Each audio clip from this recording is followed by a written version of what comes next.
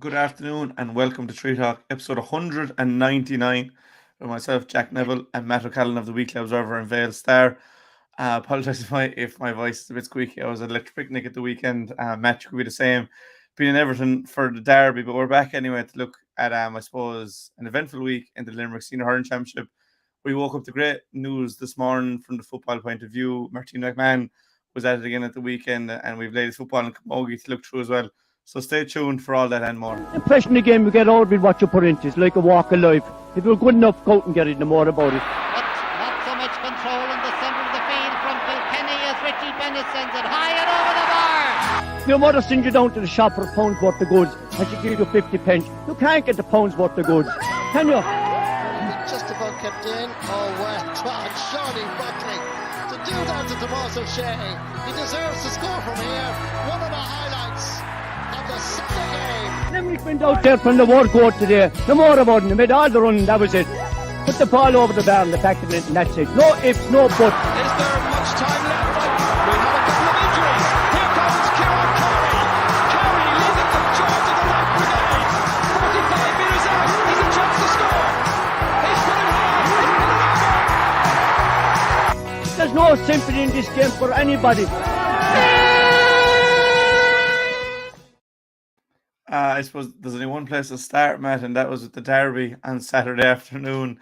I suppose you could have called a nil-all, but in all seriousness, how was your weekend in Liverpool, or you might like to call it Everton? Well, I wasn't at the derby, I just happened to be in Liverpool. It was a coincidence that I was just over there to see my son, who lives there for the last 12 years. But I'm obviously very happy with. Well, I'm not so sure that I'm happy with the result. I'm very, very, very disappointed with Bar. Like, to have 2 winning goals ruled out in 5 days. This thing is a cod. It's a cod, and the goal against Leeds United was ruled out on a shadow, I'm told. It was the explanation.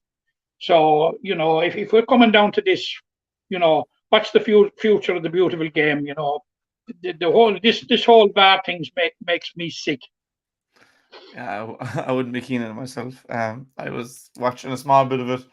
I found a small bit of coverage in Stradbally, and I watched a bit of it. Now I missed the goal or whatever, but I suppose we missed all the hurling at the weekend. But I suppose we got sources and we got reports and things, and I was at one game as well. So we will get to the hurling, but I suppose we woke up to good news this morning. Well, I woke up to, you probably were awake for the news this morning that Sheehan was nominated for an All-Star. The only Limerick man in the list, 1 of 45. I suppose you can then see, like, it's harder to get in there because you have less time to show, I suppose, your skill or whatever. But Keane is most deserving of the award. He was brilliant throughout the league as Limerick got promoted again. He carried that on into the Munster Championship. Obviously scored 3 points in the Munster final. But I know you're a huge fan of Keane Sheehan, and it's a just reward for his performances, not only this year, but I suppose over the last 2 years.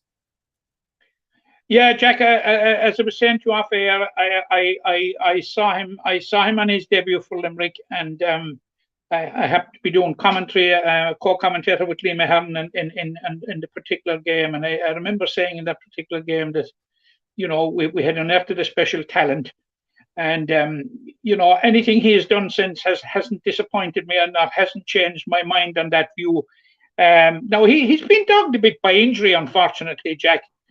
But you and I were unanimous, and anybody that I spoke to that knows about football were in total agreement that he was the outstanding player of he actually lit up the Limerick Senior Football Championship last year, Jack. Game after game after game, he was absolutely outstanding, and like he took that good form into the county scene. And was tremendous throughout the league, tremendous in Croke Park in the league final, tremendous in the Munster Championship. Jack, the day that the odds were really against us, the day of the Munster final, it says everything for the guy. Like he stood up, and as you rightly said, there got 3 points in the Munster final on a day when everything was going against Limerick, but.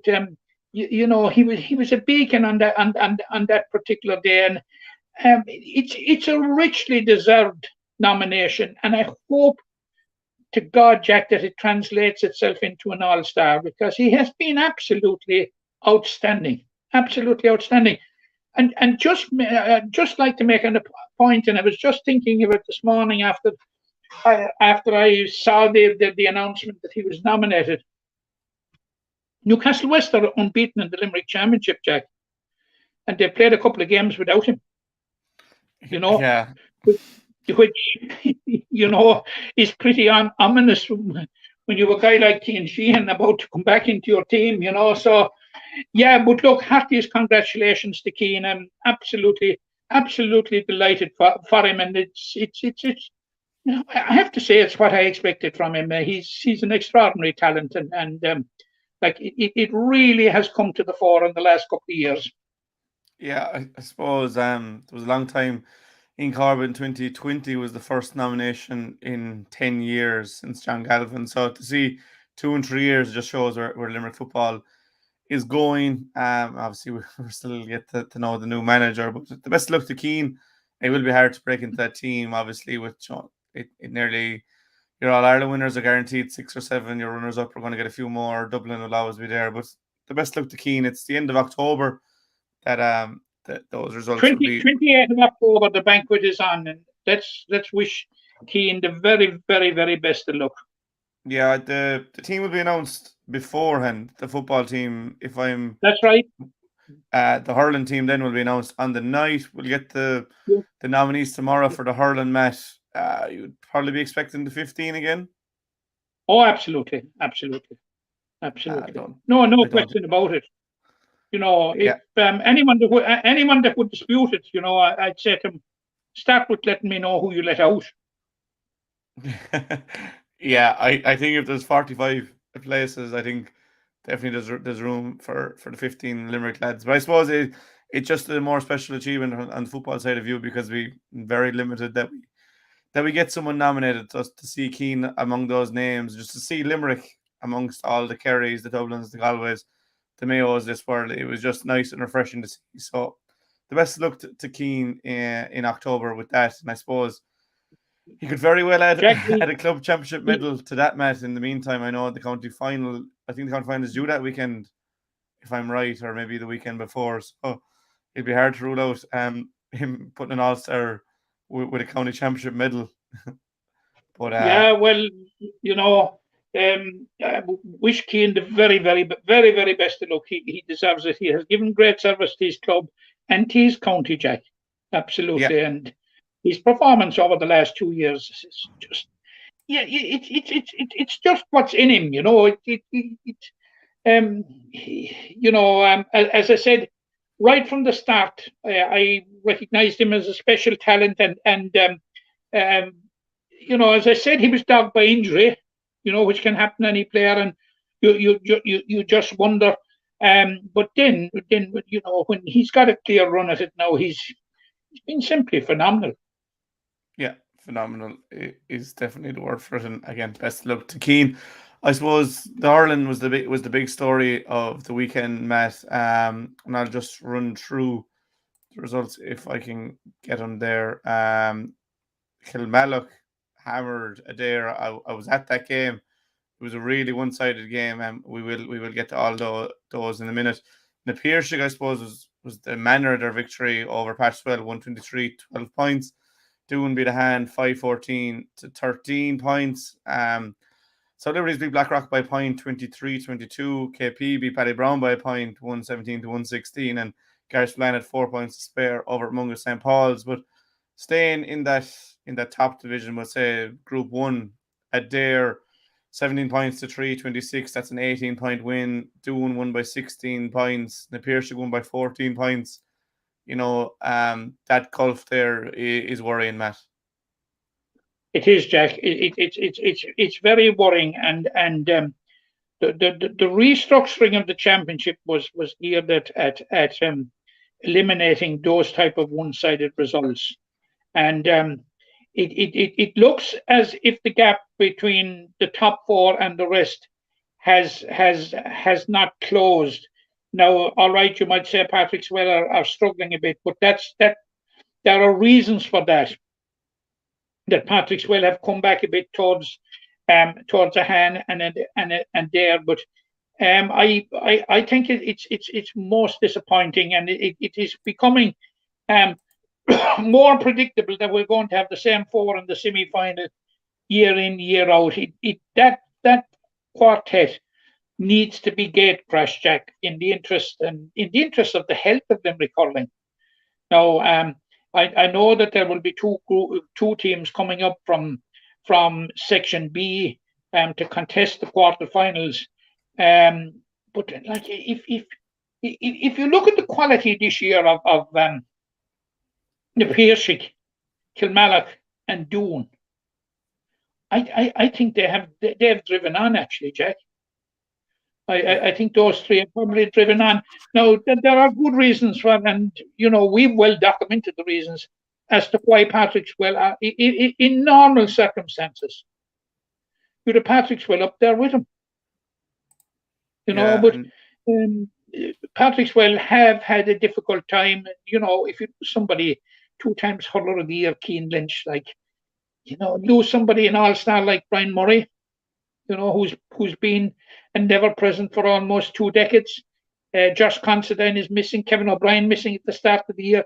That takes an awful lot of adjustment, and the adjustment was compounded by having to rob Peter to pay Paul type of thing when you had to take Jason Gillan out of the forwards and put him in goal.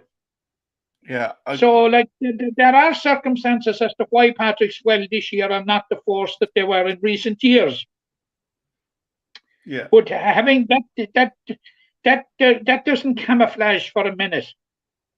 The fact that the top 4 is unlikely to be broken into. Now, you could have an interesting scenario, and I don't want to preempt anything, and we'll be giving our predictions later, Jack. But you could have a possibility of Adair being beaten by the Piersic this weekend, which is probability, I suppose, if we're honest. You have, I think, a distinct chance of Patrickswell being beaten by Doon.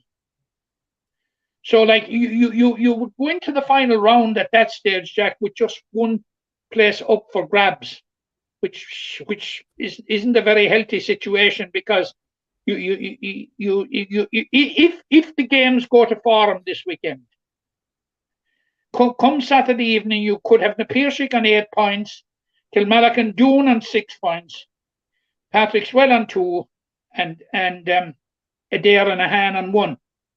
But the point I was about to make is that you could have a winner-take-all clash in the final round between Adair and Patrickswell.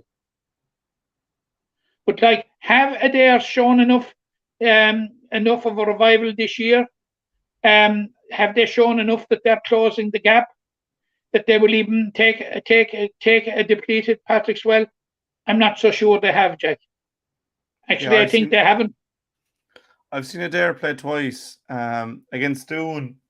They were very, very good for the first 10-15 minutes. We're all over Doon, and then there was a decision went against them, and they seemed to fall apart around that. Against Kilmallock the last day, I think they were quite naive against Kilmallock. They tried to play the ball out from the fence a lot. Kilmallock were happy to give up the puck out short and then turn it over, which they did an awful lot. I just thought it would have been better to go route 1. But if we get into that game, Kilmallock were awesome. They were so good. They were. I didn't see them play half as good last year. They were brilliant, obviously, against Patrickswell in the first round this year, and in the final and the semi-final last year. But the display on Thursday night was one of the best displays I've ever seen from a club team. Everything stuck. It was so slick. The speed, the movement, everything, handling. Obviously, they have some incredibly good forwards. To score 3-6 will win you any game in any sort of conditions. But I was really impressed with the backs as well, Matt. They were just so calm, working the ball out. Very, really the opposite to what Adair did, because Adair seemed a bit nervous with the ball and they were under huge pressure. But Kilmallock, everything was at their ease, long-range striking as well. Couldn't fault them. And, yeah, you've obviously got a report from the game. Yeah, I've been saying that last year, and we've been saying in this medium, Jack, how Aaron Costello, how well he has adapted at midfield. He brings a level of energy and action in that middle third. Now he was in defence in the opening 2 games, I'd say.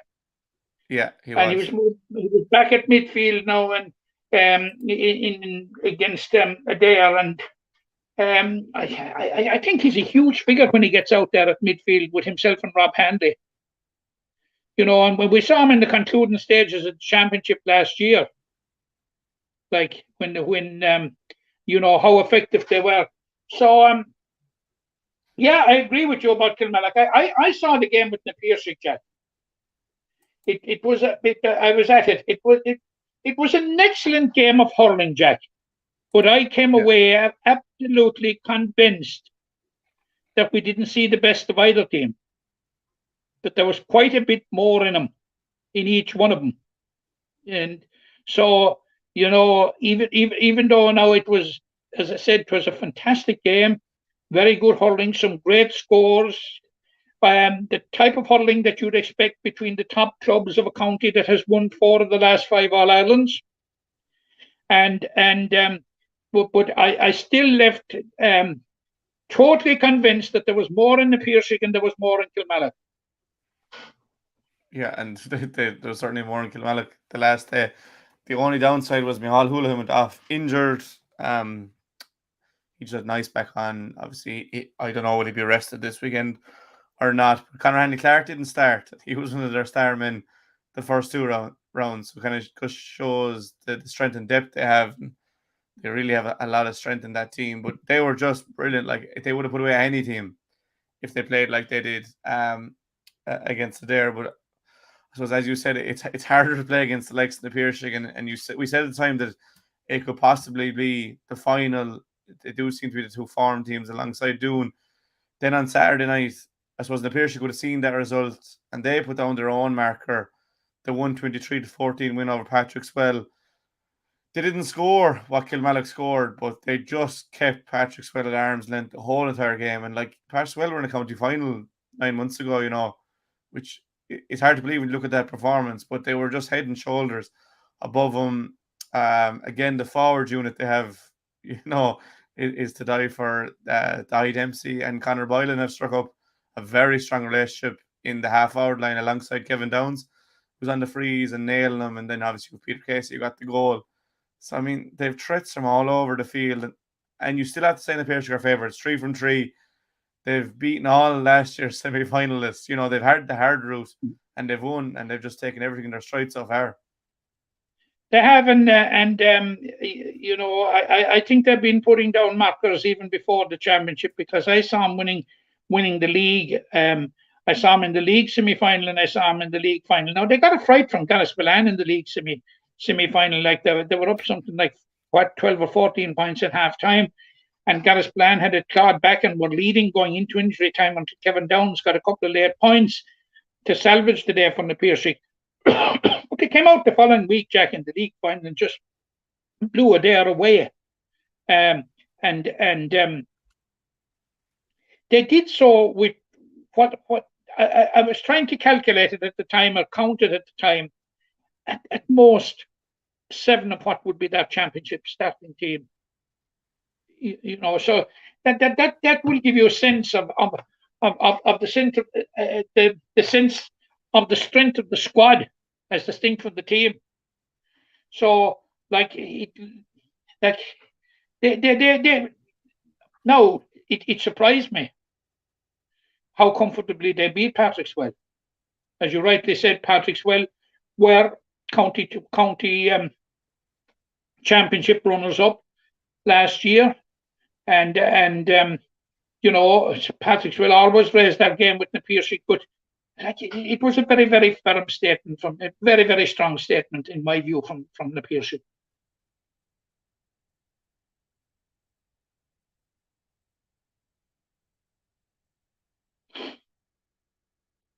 Yeah, it was definitely around there. From the Piercy patch, we've kind of said that, but the Piercy are still beating whatever is presenting it in front of themselves. But moving on this weekend as well, Doon are the third team that we've mentioned. You know, Kilmallock and the Piercy have been flawless apart from the game they played themselves, and Doon have been flawless since they lost the Piercy. And you know, they should have beaten the Piercy the first time out, which will tell you like how good they've been going. But 5-14 to 13-point winners over Han, it's equally as impressive as the other two results. They had Pat Ryan, Dean Coleman, these boys amongst the goals.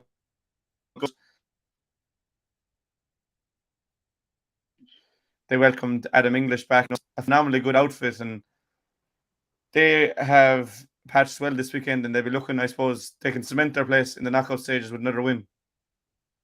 Oh, they can, absolutely. And because, their final game is against Kilmallock the following week, which is certainly going to be a huge challenge. But you rightly said it there when you spoke about that firepower, and you add Adam English, as you said, to Pat Ryan and to Barry Murphy and to Dean Coleman and these guys. They're certainly a very, very competent squad and a very, very capable squad. And they've been flirting, Jack, with a breakthrough for the last 5 or 6 years, and have come so close. Lost a couple of finals, beaten in a number of semi-finals. Their ever presence in the last four, as we well know at this stage. And you just wonder someday will the break come, and that they will make the breakthrough. And could this be the year? Perhaps. No, they will be taking nothing for granted about this weekend's game against Patrick Swell on Saturday night. There have been great games between them in the past, and when you're predicting, the only thing certain about predicting the outcome of those type of games is the uncertainty, because invariably they can go either way. But it would look on this occasion that the Doon going into the game, all the pointers and all the form would suggest that Doon, especially with the prize of absolute guaranteed of being in the knockout stages up for grabs, that they won't make a mistake. Now, obviously, I just don't know where Patrick will pick it up from here. It will be a most unusual situation for Patrick Swell if they were to lose to Doon, going into the final round with 3 defeats out of 4, Jack. It's unheard of down Patrick Swell way, and it isn't what you expect from Patrick Swell. But as I said, it has been well documented, the travails that they've had this year. So, it could all set up for a very, very nice, very, very, very interesting final round. Yeah, we could have the scenario. If the pair should win this weekend, they'll be guaranteed to top the group because they'll have head-to-head anyway. But you could have the scenario where you mentioned it already. You could have a Dare and Pat Swell in a straight shootout for a quarter-final spot, and you could also have Doon and Kilmallock going straight for that other semi-final spot. But this championship has thrown up twists and turns so far. Yeah. And one of those twists was in Askeaton on Saturday night, Kildare, Palace Kenry and Ballybrown. And we had said it would be close. We did both go with Ballybrown, who had been the standout team in Group 2, with John Jock, ever reliable from a 21-yard free, fired to the net. Kildare Palace beat Ballybrown. And now we have a scenario where there's 4 teams on 4 points going into the 4th round. We said about the golfing class at the top of Senior A, but in Senior B, there is nothing between the teams. No, I'll kill Chalky when I meet him, because I'd have had the perfect 6 predictions put for him. But it was a fantastic win by Kildare Palace Kenry, and of course, you see, Jack, where it was won was that they put themselves in the position, that to get a late goal. They were 5 points or 6 points down at one stage during the game, and they clawed their way back and hung in there. And then when the opportunity came, John Chalk came up and did the rest. But what it does, of course, Jack, is it makes Section B absolutely fascinating. Because you have 4 clubs now on 4 points. You have Ballybrown, you have Kildimo Palace Kenry, you've Garrish-Ballan, and you've South Liberties. So we're going to have a fascinating run-in in the concluding stages of this championship. Now, how clear the picture will be after the weekend, I'm not so sure. South Liberties play Mungret St. Paul's. Now, Ballybrown and Garrish-Ballan play, so something has to give there. And Kildimo Palace Kenry are playing the bottom side Blackrock. And just mention a Blackrock, Jack. You know, they're bottom of the table, and after the opening round, you will recall that I felt that it was going to be a challenging year for Blackrock, even though subsequently I thought I saw them against Garrish-Ballan. I thought that they may have a chance of survival, and they still may have a chance of survival, but they're almost into snooker territory. But what they need to survive now is first of all, they need to beat Kildimo Palace Kenry.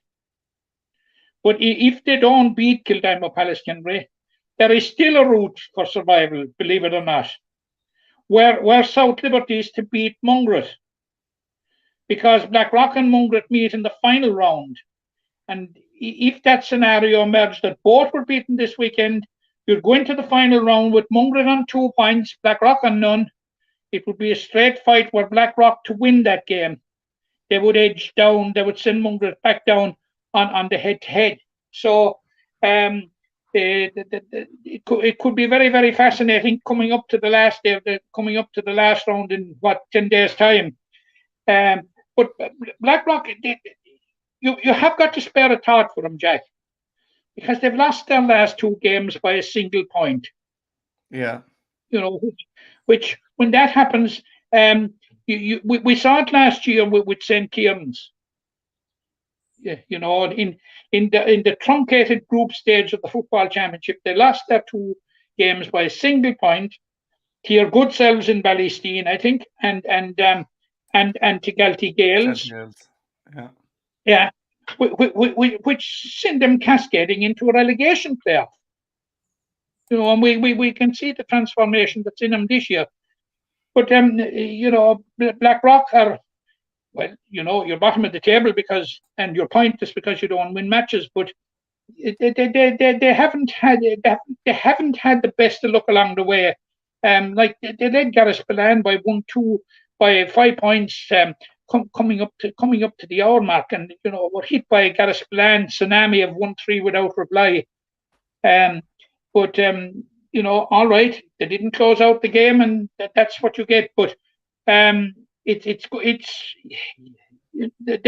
will be a route for survival for Blackrock after this weekend. All is lost, but it's safe to say that they're definitely out of the race for the quarter-final spots, and they have a real tough game this weekend, because permutations are such that a win for Kildimo, like Kildimo Palace Kenry, almost puts them in pole position, Jack, for a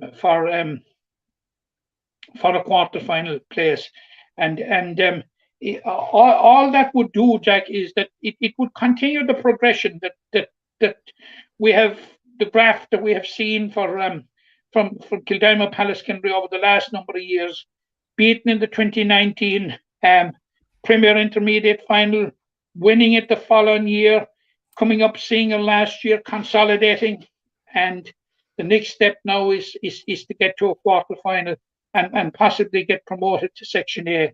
So they are very, very much up in an upward trajectory, notwithstanding the defeat to Mungret in the opening round, you know, which was certainly a wake-up call for them.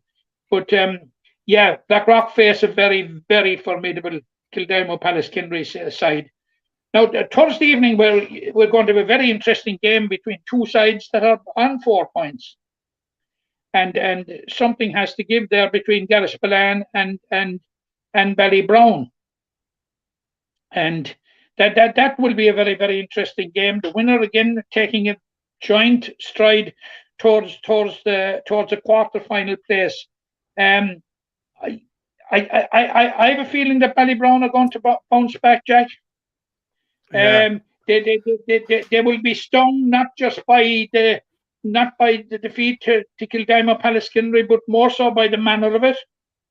And they had opportunities prior to John Chalk being in the position to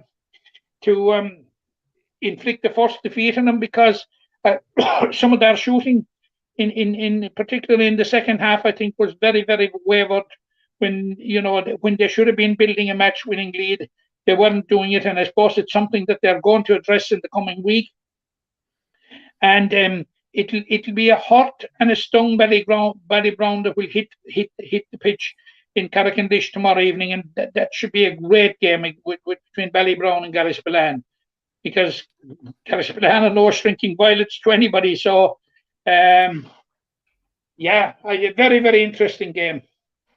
Yeah, there's so many interesting games this weekend, and I just showed the table there for a second, Matt, because there is so much permutations there. Obviously, you have those 4 teams on 4 points. Like Ballybrown, Garryspillane, Kildimo, Pallaskinry, they can all get to 8, but they all have to play one or the other. Kildimo Pallas, I know, have it in their own hands because they play. They have Garryspillane and Blackrock. If 2 wins there would be enough for them, because they'll have head-to-head over Ballybrown, South Liberties, and Garryspillane if they beat them. Garryspillane also know that they have in their own hands because they play Kildimo Pallas, and Ballybrown will have head-to-head, and Ballybrown have head-to-head over Blackrock and South Liberties. I think, there's just so much going on there, Matt, that we won't really know much this week. We'll know more this weekend, but there'll be nothing really confirmed in that group. Whereas in Group 1, we could have 3 out of the 4.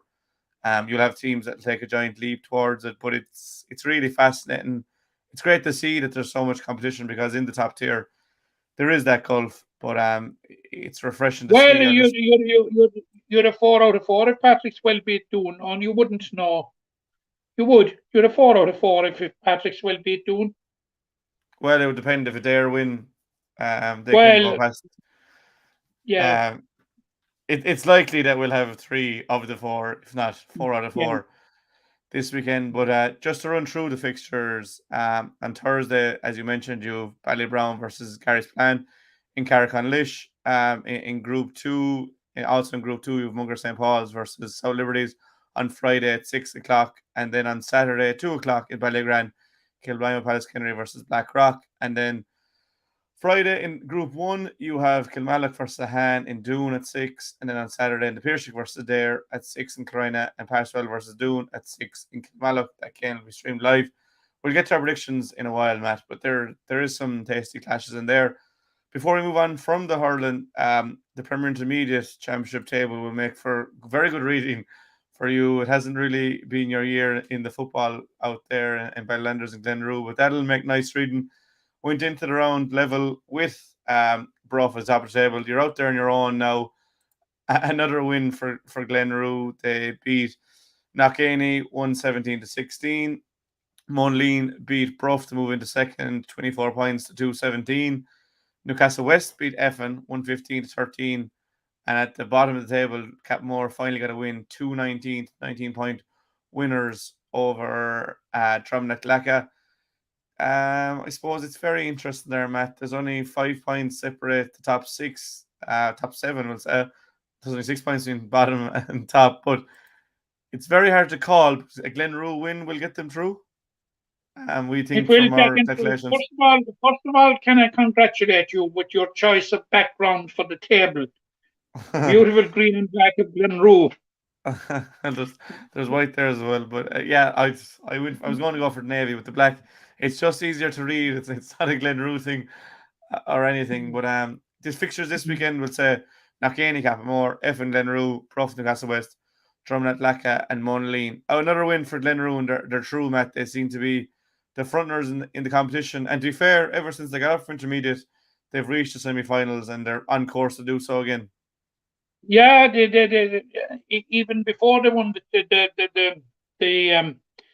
the county intermediate championship in 2019, I think in the group stages of the championship for the previous 5 years, I think they only lost about 1 game, and that was when you were talking about 6 in a group, which was simply phenomenal. And they've got. I think they've only lost one game since they in the group stages since they came up as well to Premier Intermediate. So, they seem to love this playing in the group stages. Now they have a fine, tough game on next Sunday evening against Effin, because Effin will have ambitions, and rightly so, of their own.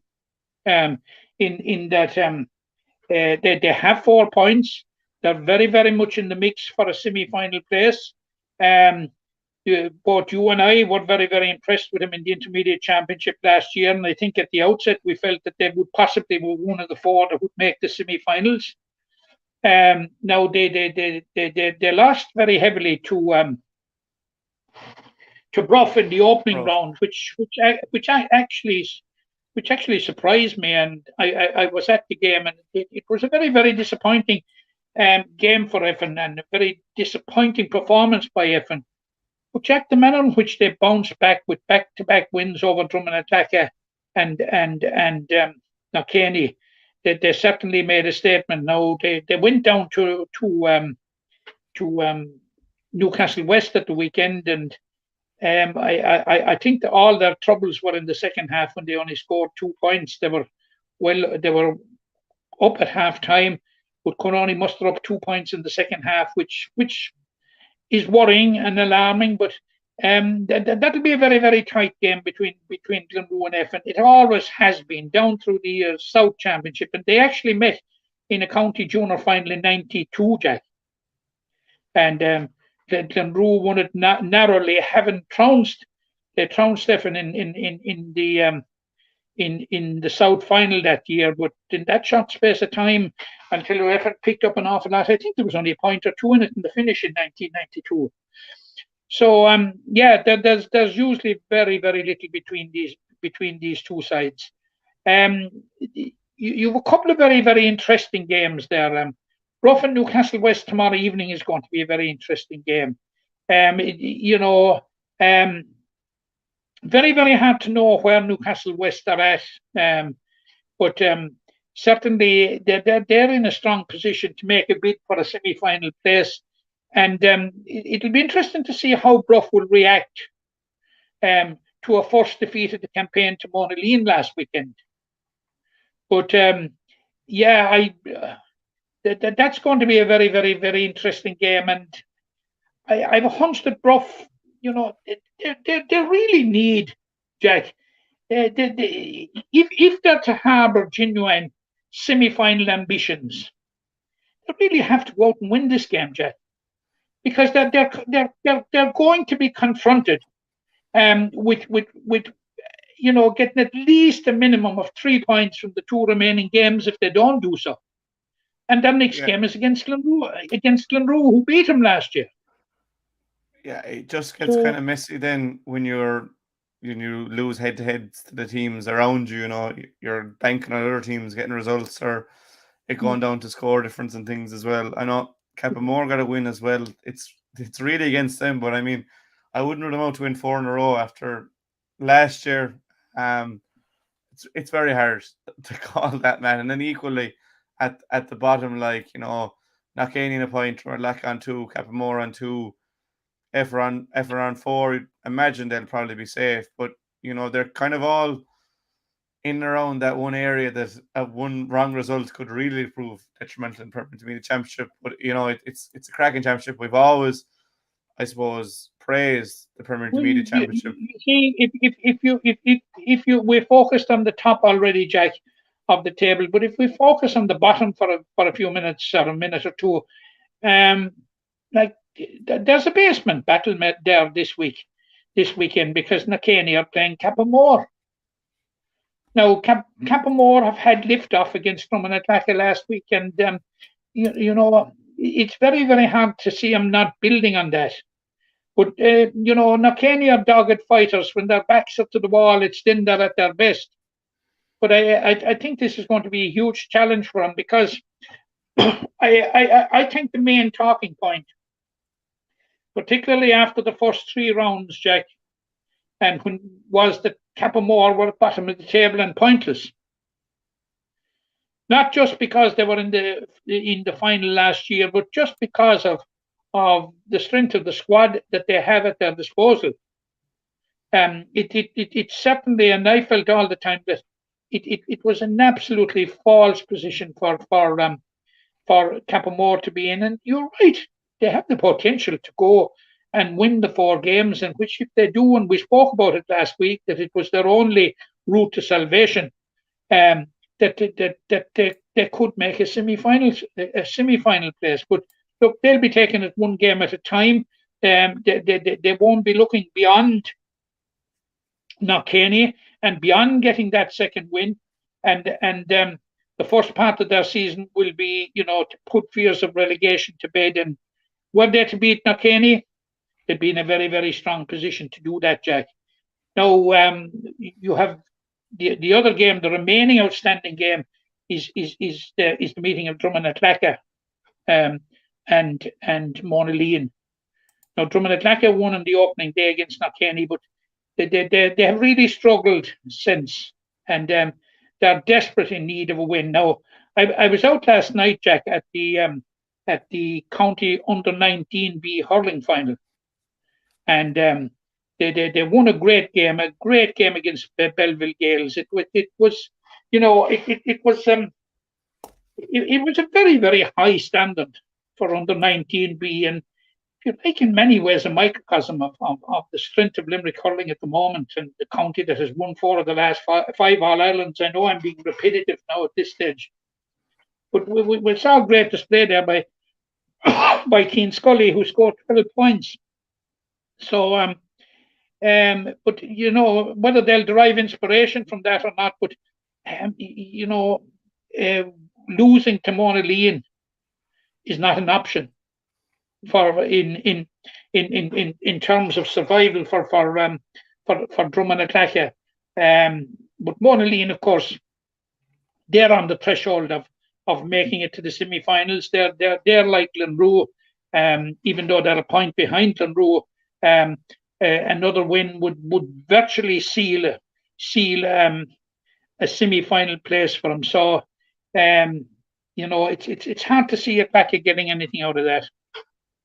Yeah, it's just fascinating. I'll just run through the fixtures for the round. It's round 5 as well, I suppose, which is a key to, like, it's not round 4. They have 3 more games left, including this weekend's set of games. But Knockkenny versus Cappamore, Effin versus Glenroe, Bruff versus Newcastle West, and Drummond Atlaka versus Monaleen, as we just spoke about. We'll know a lot more after this weekend, but I suppose some teams could see their chance of promotion go up in flames, and others could put one foot into the knockout stages. But moving on to the Camogie, Matt, we had the second round of the Senior Camogie Championship. I'll just run through the results. In Group 1, Killeedy were big winners over Cappamore, 320 to 6 points, while Ahan beat Crocora 16 points to 4. And in Group 2, Newcastle West 115 to 9 points against Granabel and Gary, and Bruff and the Pearshie played out a 10 apiece draw. In Group 1, Ahan's second win on the trot means they're through with a game to spare. They're into the semi-final. Cappamore will finish bottom of the table regardless what happens there, so it'll be a straight shootout between Crocora and Killeedy in the last round in, I suppose, 10 days' time, a fortnight from when those games are played. Staying on Group 1, Matt, just for the time being, Killeedy got their campaign back on track, a big win over Cappamore. They'll fancy themselves against Crocora, but Ahan, 2 from 2, they'll take huge confidence. They're playing the bottom side in the last group. That outside of Newcastle, they have been the form team. Yeah, they have, and we're not entirely surprised. Like, in many ways, it mirrors the Section A of the Senior Hurling Championship, in that we're practically the same 4 teams coming through again to contest the semi-finals, because it's nailed on. The 2 of them are through already, Ahan and Newcastle West, as you said. You have to say, at this remove, that Granabel and Gary would be favourites to beat Crocora and to snap up that second semi-final spot. And it has been a very, very difficult year for Cappamore. There's no question about it. They needed a replay to win the Intermediate Championship last year, and it's always difficult coming up, and I expected that it would be difficult coming up. But I think they have found it more difficult than any of us could have anticipated. And they're in a battle. But Jack, we were just talking off air, and I was making the point to you that I think the structure of the Camogie Championship in Limerick now is quite good.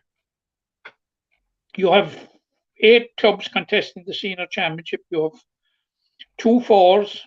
The top 2 go into the semi-finals, and the bottom 2 go into the semi-finals of the B Championship.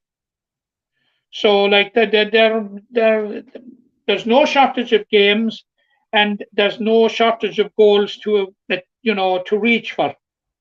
So, even though come Saturday evening week when the third round is played, the picture will be clear. But all 8 teams will have still something to play for, Jack, which is a very, very healthy situation. Now, I digressed from your original question, which you asked me about Section 1. I presume Group 1. I presume you want to talk about Group 2. Yeah, I went through the results there, but Newcastle, as we said, were not really surprised to see them. Now, Ballingarry would have been the teams that would be, favourites to dethrone them. But I suppose a 9-point win for them, I suppose it sends out a statement that, they're going to have to be dethroned. They're not going to lose their crown by themselves. Bruff and the Piercing drawing in means that every team is still alive going into the last round. Newcastle, like a hand, are through already, but Ballingarry play Bruff, and they know that if they win, that Ballingarry, if they win, they're through. Bruff can go through as well if they win, if the Piercing fail to beat Newcastle West. So, I mean, it's all to play for in that second group. It's more straightforward in Group 1, but Newcastle are still the team to beat, I think is the main message. It's the main message, Jack, and they're the team to beat. But there is a fascinating situation evolving in Group 2, and no disrespect to the other 6 teams, but the game of the third round, Jack, is going to be Bruff and Ballingarry, because Bruff having put up such a good performance against Newcastle West will probably be disappointed that they didn't get a result against the Piercing. But we did say at the outset, when we were discussing the Camogie Championship at the outset of the competition, we did say that the Piercing are an emerging force in this competition. Now, I'd stop short of saying that they're emerging at a rate that they'll beat Newcastle West in the last round. So what I honestly think is that A semi-final place, that second A semi-final place, is between Bruff, and it's certainly between Bruff and Ballingarry. And what a game that promises to be! It should be an absolute cracker, Jack. Yeah, they are promising to be very good games. I suppose those third round fixtures take place on the weekend of the 17th of September. This weekend we've ladies football action as well. We have the quarterfinals in the senior championship. We have Fiona Castleman, who came through that playoff. They played last year's intermediate champions, Drumcollar Broadford, and Ballylanders play the Old Mill, with both teams in the semi-finals last year. Obviously, one of them will be cut short, and then you have waiting in the wings in the semi-finals, Monaghan and St. Ailbe's. But just looking at those quarterfinals, Matt, the Ballylanders versus Old Mill is a really standout tie. That's that could be a final on any given year, but here we have it in the quarterfinal. And then on the other side, Fiona had a very tough group with St. Ailbe's and Ballylanders. They'll be looking at Trum as a real chance to go through. Looking at the 4 teams, any of them will feel they have the ability to go through. Yeah, like this week, as we explained the structure of the championship in the past, the teams that finished bottom in the respective groups got to play off this week for a fourth quarter final place against Strum Broadford, and in that playoff, Fiona Castlemahon defeated St. Bridget's 3-8 to 8 points in last evening, Tuesday evening, to make it through to the quarter final. Now, this is a very interesting clash, Jack. And by the way, the venues and times haven't been confirmed for the quarterfinals yet, but will probably be done later today, hopefully. Because of course everything was on hold until the results emerged last night. But this is a very interesting game because Fiona Castlemahan won the league earlier on this year. And they're facing a Drum Bradford team that were intermediate champions last year. So all the ingredients for a cracker is there, Jack. You know, that's going to be a fascinating all-West struggle and all-West derby between very close neighbours there. Fiona Castlemahan and Drumconnell Bradford. A very, very interesting game. It would be a brave man that would call it, but at this move, I think probably the experience and having won the league and having emerged from a very, very tough group in which, you know, they were very, very unlucky. They lost by a single point to Ballylanders. You know, I think that Fiona Castlemahan might have what it takes to get into the last four. Now the other game is the meeting of Ballylanders and Old Mill. Now this is a repeat of last year's semi-final, which Ballylanders won by about 4 or 5 points. And by any benchmark, Jack, it has been a disappointing year for Old Mill. Like they contrived to finish third out of 4 on the table, following defeats to first of all to Drum Bradford. They had a good win over Bridget's, but then didn't fail to Drum Bradford and failed again to Monagay. Now they're coming up against the Ballylanders side, who were beaten in the county final last year. The Ballylanders side who were beaten in their second group game by an injury time goal by Niamh Ryan, and it'll be a Ballylanders team that will be boosted by the return of Claudia McGrath and Andrea O'Sullivan. So it's very hard to see beyond, and I know they're my own club here, that it's very, very hard to see beyond Bally now on that one, you know. Yeah, it took you a while to mention there that they were your own club, but yeah, no, look, I would agree with you there. I think Ballylanders' experience will tell a lot, and obviously they have huge star power, but so Old Mill have a lot of kind of, I suppose, game changer kind of players like Roshan Ambrose and Iris Kennelly, to name a couple, but you would slightly side with Ballylanders. I think, I don't know about the other game. I think Drum will be keen to make up for last time, obviously having to spend an extra year at the intermediate grade. You know, they were champions twice in a row, which is, I don't know, will it be a feat that'll ever be replicated to win intermediate twice in a row, but I would slightly give the nod to Drum there. But yeah, look, we've no fixtures for those games. Don't get me wrong, Jack. I'm full of admiration for what Drum Bradford have done. It's been absolutely fantastic, and to put themselves into this position has been, you know, they picked up 2 wins out of possible 3 in their group. You know, you can't argue with it. They were worthy, you know, second place in their group, and but what I see is that there obviously has been a revival in Fiona Castlemahan and the fortunes of Fiona Castlemahan this year, and having won the league will give them great confidence. But you know, there's such a thing as a group of death or a draw from hell, and they got both of them when it came to the group stages when they were facing Ailbees and Ballylanders. So and they did quite well, and that is sort of behind my rationale in thinking that they might get a semi-final spot. Yeah, there's pros and cons to this, but it is very interesting to see who will come through those games. And you obviously have the 2 waiting in the wings, and St. Ailbees and Monagay. So it's starting to build up nicely there in the Ladies Football Championship.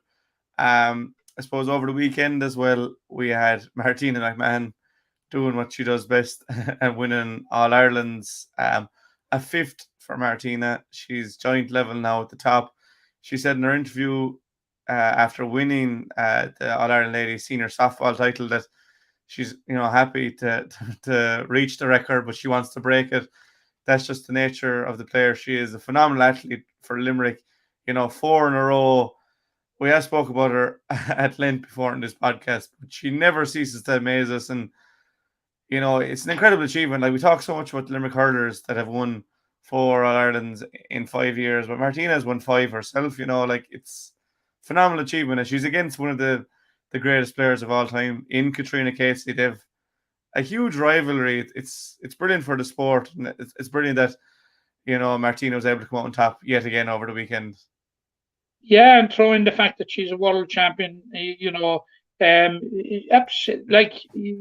remember in 2018, in the winning dressing room in Croke Park, getting news that had Martina had come up on my phone that Martina had won the world in America, just as we were beginning to celebrate our hurling win. An absolutely phenomenal athlete, but she's been dogged a bit by injury recently, Jack. And it's just fantastic to see her coming back and getting to finals, winning finals, and breaking records and going where no player has gone before. That's a hallmark of what she's about. She's level now on 5 All-Ireland senior softball singles titles with Katrina Casey, who she beat last weekend in Roscommon over 2 sets. She beat her 21-13 and 21-18, and also on 5 All-Ireland titles is Bernie Hennessy from Limerick. So I think we've only about 12 months to wait, Jack, until Martina will have a stab to go clear of those 2. So look, it's congratulations to Martina again. Absolutely fantastic, phenomenal athlete, an absolute credit to Limerick. And the way she carries herself, everything is absolutely exceptional. And as sports fans in this county, we are hugely proud of Martina McMahon and what she has achieved. Yeah, she's achieved so much, and it's kind of like Ronaldo and Messi. They're both on 5 now. Like, that was the case with their Ballon d'Ors for a while. So it'd be no surprise to see them in the final against each other, because they have been in so many finals against each other. But again, a huge shout out to Martina, who's obviously represented Limerick in GA as well as the handball, and they all fall under the same umbrella. But 5 All-Ireland titles and a world title. You'd be doing well to meet someone else with a collection of medals as long as Martina. So again, a huge well done to her there. But Jack, she was a more than competent camogie player, a very, very good camogie player too, and as you said, represented Limerick. Very, very good camogie player, and just an all-round fantastic athlete. Yes. Dedicated athlete, dedicated to her sport. Absolutely phenomenal, and everything she gets, Jack, she deserves it. Yeah, I suppose she's in around the same goal as me.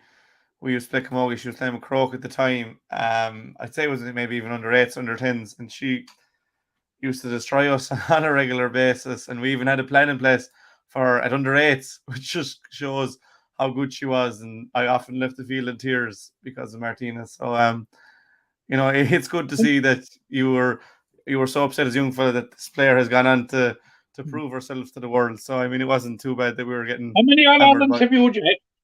I've done.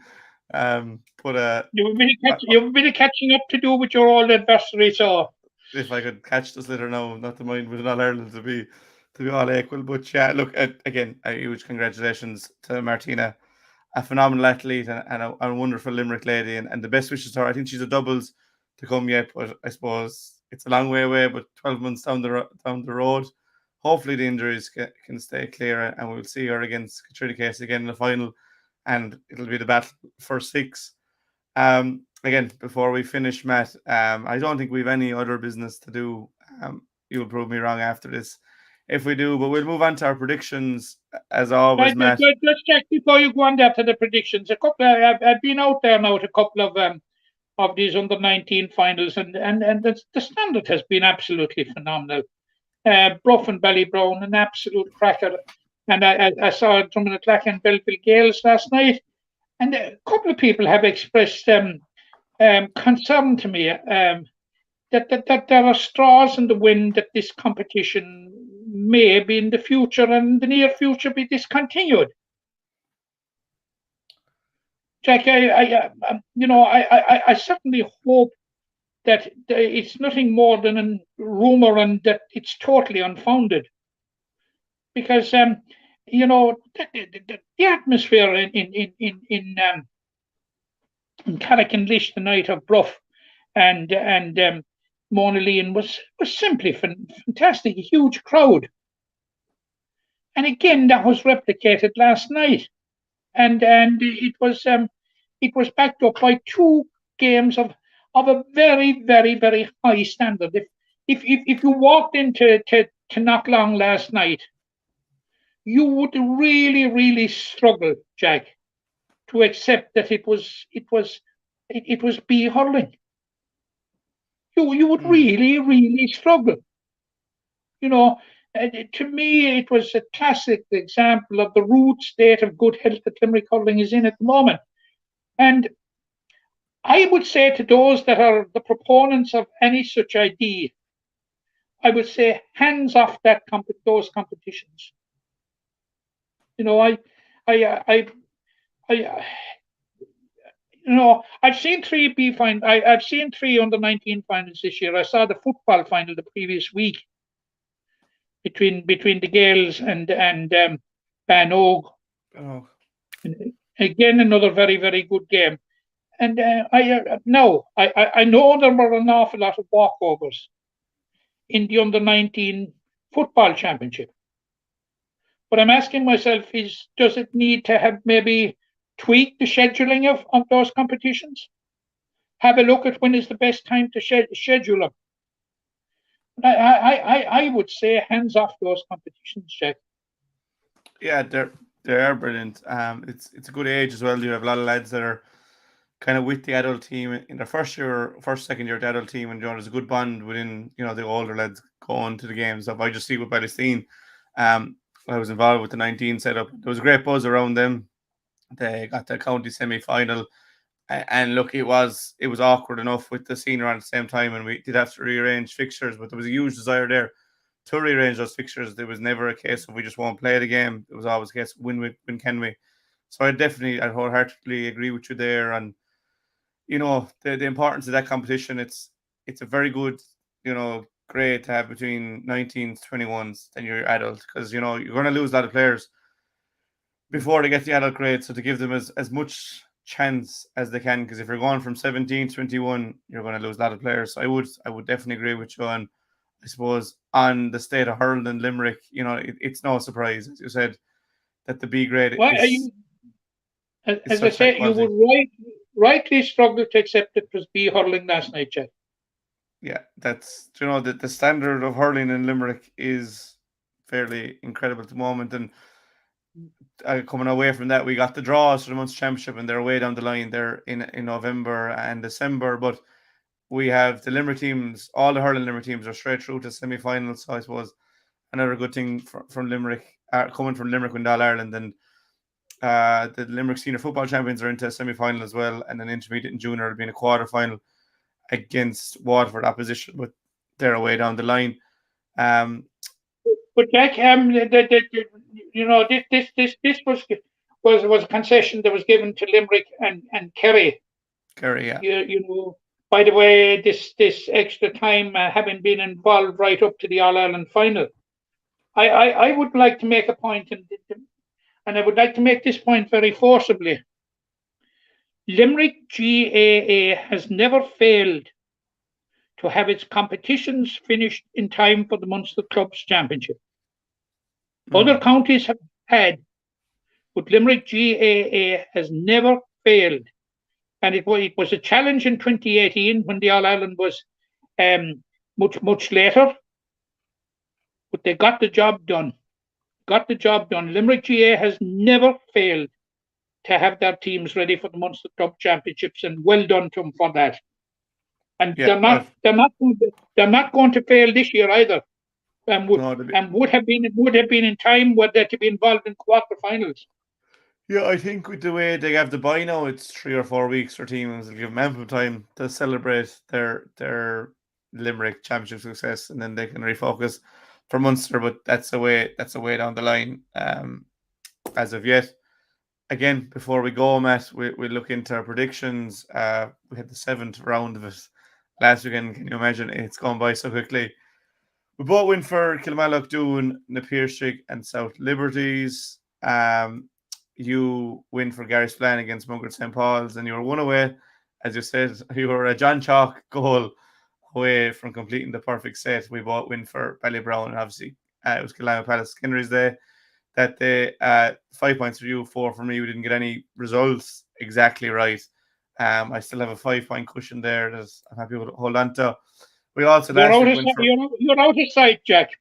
I'm not. Well, I can keep picking the same results as you, and hope that you don't get any spot on to maybe stay ahead of you. But we picked first goal scorers last week, and tremendously wrong as usual.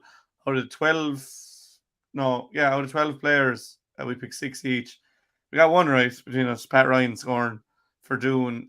Dean Coleman got the second, so we had the 1-2 punch there. So we're hoping for more of the same this week. We'll do the first goal scorers again. It's just something different to do. But I suppose we might start with Group 2 today, Matt. We usually start with Group 1. We'll start with Group 2, and we'll go to KP versus Blackrock. KP are going to be favourites for this game. Are you going with the favourites or Blackrock to get the much needed win? No, KP by 4. KP by 4 and a goal score.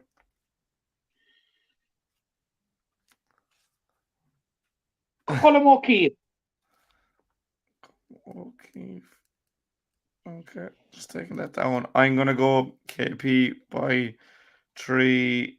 And I'm going to say Darren O'Connell. I know he was half injured last time, but I'll go with Darren. He's a good goal scorer in the Limerick Championship. Ballybrown versus Gary Spillane, which is a huge game. First foremost, I'm going for Ballybrown by 3.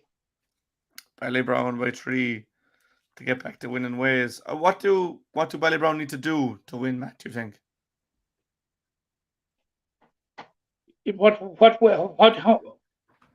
How will they beat Gary Spillane? They're a difficult team to play against, and they'll have the momentum coming into the game. Obviously, Gary Spillane.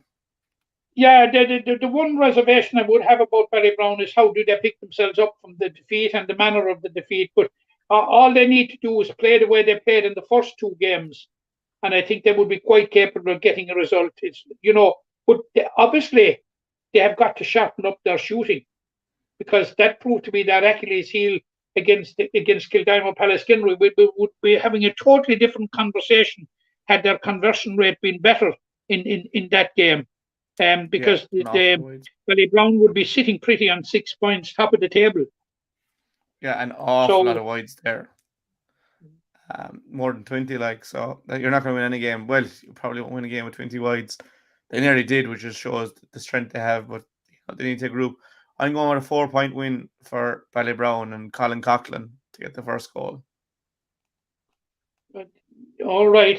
Oh, you didn't ask me about the first goal. I'm going for Callum Sheehan. Yeah, I was getting to it. All right. Yeah, Callum obviously got the first goal the last week for Gary Spillane, and you had said he's cousin. So you're hoping for more to say from Callum. He'll probably get the first one out this time to upset me. Yeah, or one of Callum's brothers, maybe, But Munger St. Paul's versus South Liberties. I'm going for South Liberties by 2. South Liberties plus 2 and a goal score. Oh, Paul O'Brien.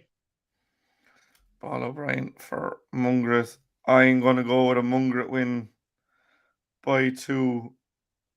And I'm going to say, I said Niall McKay last week. I'm going to say Niall McKay again this week. He did get a goal, but he didn't get the first one. I'm going to go with Niall to get the first one this week. Moving into Group 1 then, Kilmallock versus Ahan. I'm going for Kilmallock by 8. Yeah, and look, you don't want to be predicting these big wins, but I suppose when you compare and contrast the fortunes of the team so far, it does look very one-sided. I'm going to go Kilmallock by 10. And it's probably more from seeing Kilmallock last week. They were just so good, phenomenally good. And I'm going to go with Shane O'Brien for the first goal scorer.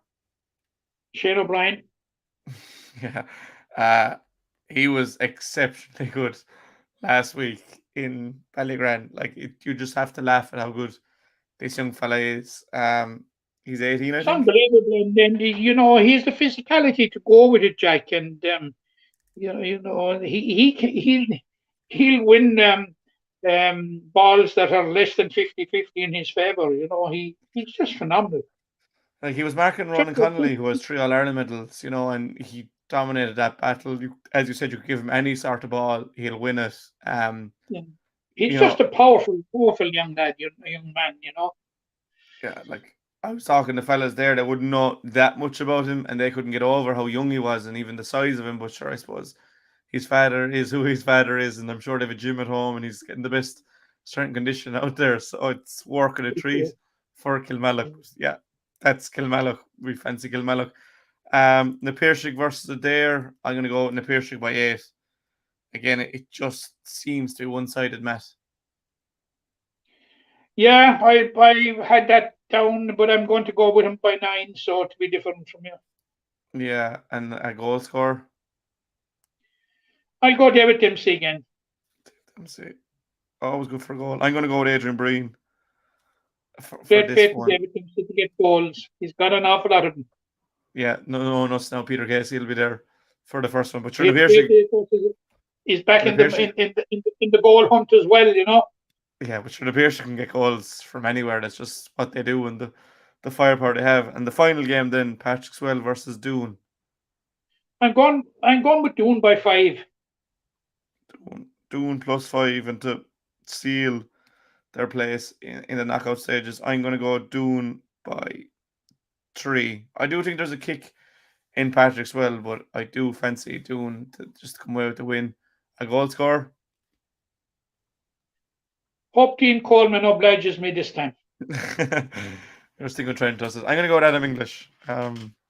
He likes an early goal or no goal, so hopefully he'll be on the early goal train this weekend.